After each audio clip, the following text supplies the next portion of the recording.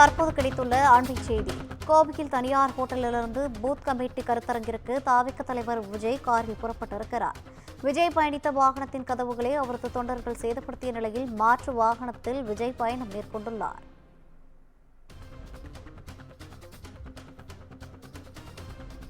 கோவையில் தனியார் ஹோட்டலிலிருந்து booth committee கருத்தரங்கிற்கு தாவிக தலைவர் விஜய் புறப்பட்டு செல்கிறார். குறும்பபாளையம் உள்ள தனியார் கல்லூரியில் நடைபெறவுள்ள தாவிக பூத் கமிட்டி கருத்தரங்கிற்கு தாவிக தலைவர் விஜய் தொண்டர்கள் புடைசூழ காரில் கருத்தரங்கிற்கு புறப்பட்டு சென்றுள்ளார்.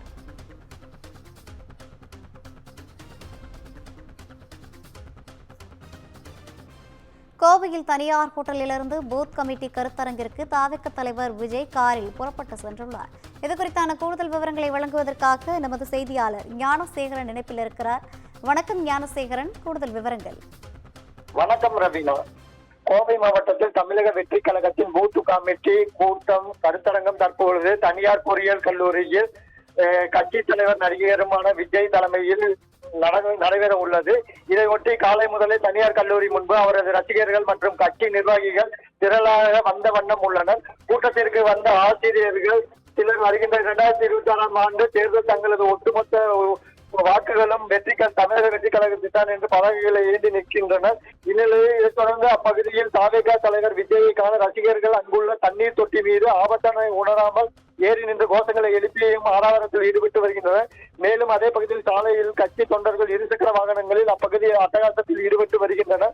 இதைத் தொடர்ந்து மேலும் கல்லூரியில் நடைபெறும் பூத் கமிட்டி ஆலோசனை கூட்டத்திற்கு 18 வயது நிரம்பாத சிறுவர்கள் அனுமதிக்கப்பட்டுள்ளதாகவும் இதனால் கட்சியினரிடையே சலசலப்பு ஏற்பட்டுள்ளது. மேலும் கோவையில் கூடியுள்ள தொண்டர்கள் மற்றும் ரசிகர்களை கட்டுப்படுத்த முடியாமல் காவல்துறை மற்றும் கட்சி நிர்வாகிகள் திகைத்து வருகின்றனர்.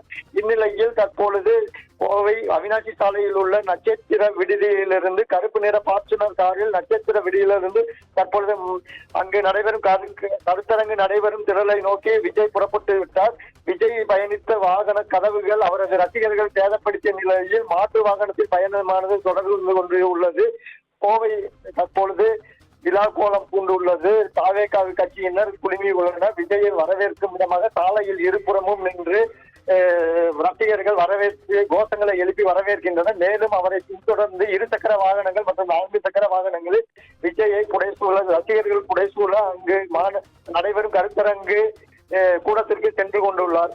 ரவீனா, கூடுதல் விவரங்களை வழங்கியமைக்காக நன்றி ஞானசேகரன்.